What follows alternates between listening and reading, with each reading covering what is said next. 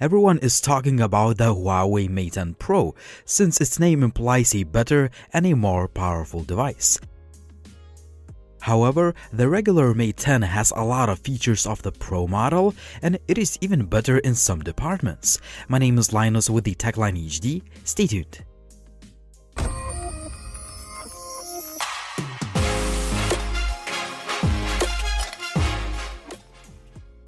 Just before we start, make sure to check out the video description for a product link, discount codes, and full resolution camera samples. The phone ships with all the usual stuff, and some extras include a pair of earphones and a silicone case to protect your investment. The Huawei Mate 10's 5.9-inch 2K resolution LCD display uses a traditional aspect ratio of 16:9, not like the Pro model that uses 18:9 aspect ratio. That means that in practice, the Mate 10 looks a little bit bigger and wider. The display is great, it's sharp, it's vibrant, and I'm absolutely fine that it uses LCD technology. The bezels on the sides are so tiny that they may give you an impression that the phone is actually bezel-less. However, it's not all about those tiny bezels. The Mate 10 is one of the best looking phones out there. Yes, we've seen this design language before, but the build quality, combination of gold metal trim, nice metal buttons, and that mocha brown color looks just awesome.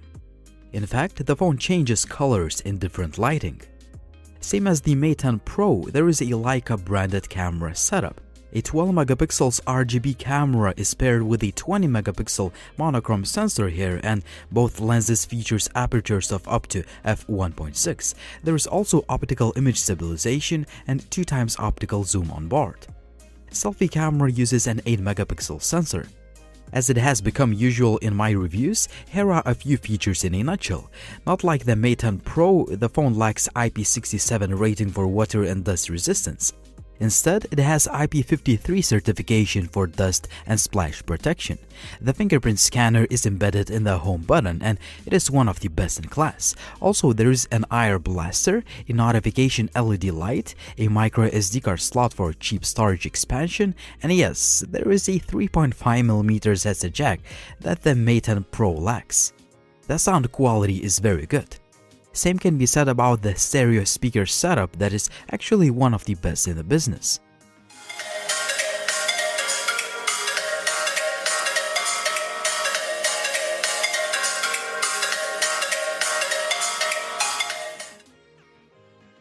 When it comes to hardware, the Mate 10 has a brand new high silicon Kirin 970 chipset that is coupled with 4GB of RAM and 64GB of storage.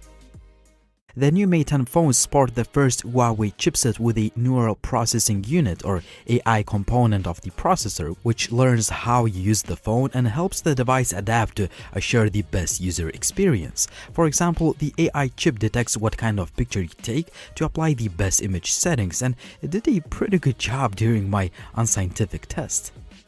Also, it helps apply the right amount of blurring effect in that portrait mode.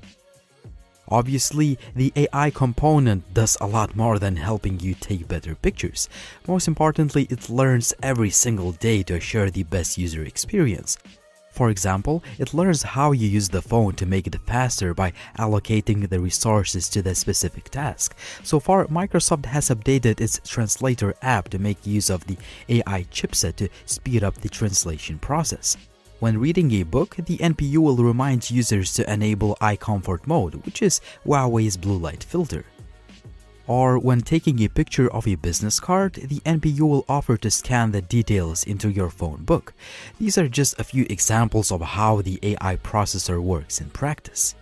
If you don't really care about artificial intelligence, you can be rest assured that the Mate 10 will handle absolutely everything you throw at it. I played a lot of different 3D games on the very highest graphics settings, and the phone just flies, a flagship grade performance. Finally, what impressed me the most was that the phone stayed cold to the touch even after 40 minutes of gaming. The Mate 10 ships with Android 8 out of the box, but it has the EMUI skin built on top of it. Some people may love it, some may hate it, mainly because of its a little bit cartoonish look. The first thing you may want to do is to bring back that app drawer feature, which is built in the UI.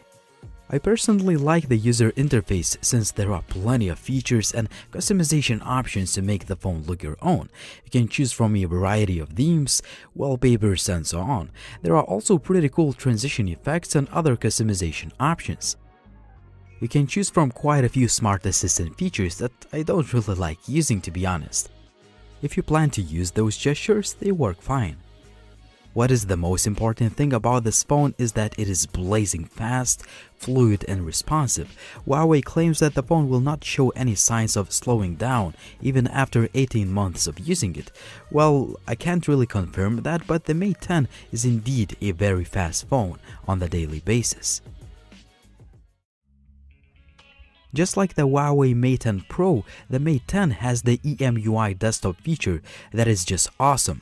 You simply connect your phone using the HDMI port to any display without the need to buy a docking station. There is the desktop mode that converts your phone into a basic laptop. You can edit your documents, browse the web, access all the files from the phone, and so on.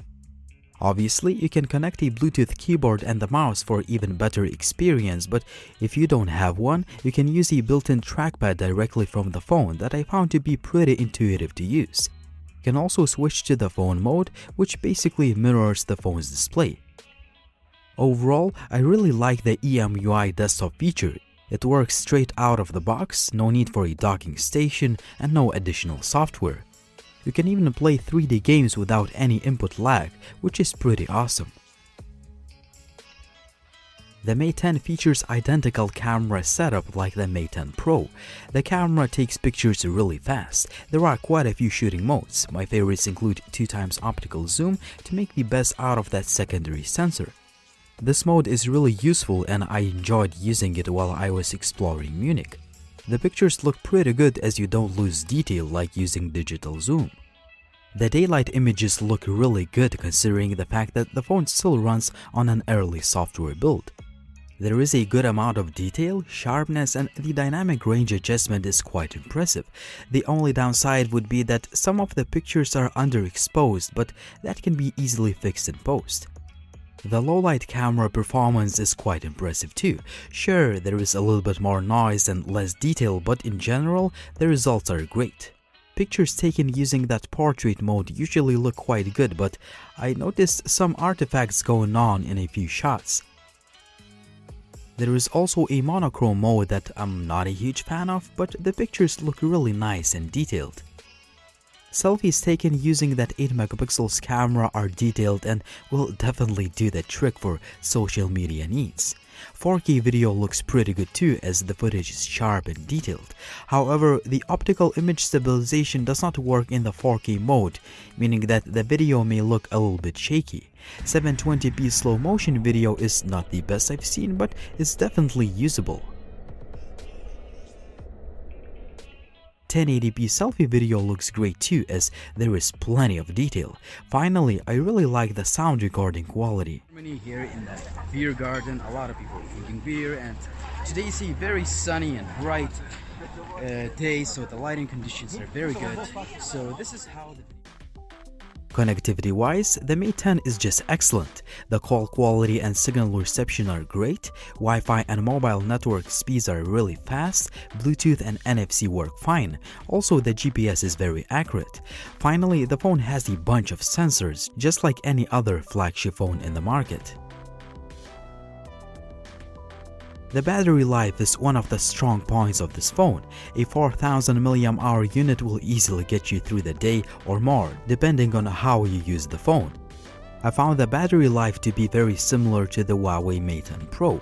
With my usage, I could get about 6 hours of screen on time, but keep in mind that I usually install a ton of apps and use the phone quite intensively. The supply charger fully charges the phone in just about 1 hour and 10 minutes, which is one of the best results on the market.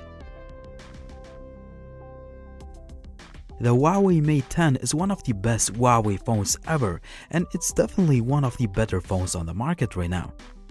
For the price of about 700 euros, you get a beautiful device that is well made, the display is sharp, a powerful processor assures a great overall performance, and a dedicated AI chipset would learn on the daily basis to assure the best user experience. Also, the cameras take one of the best pictures and the battery life is just great.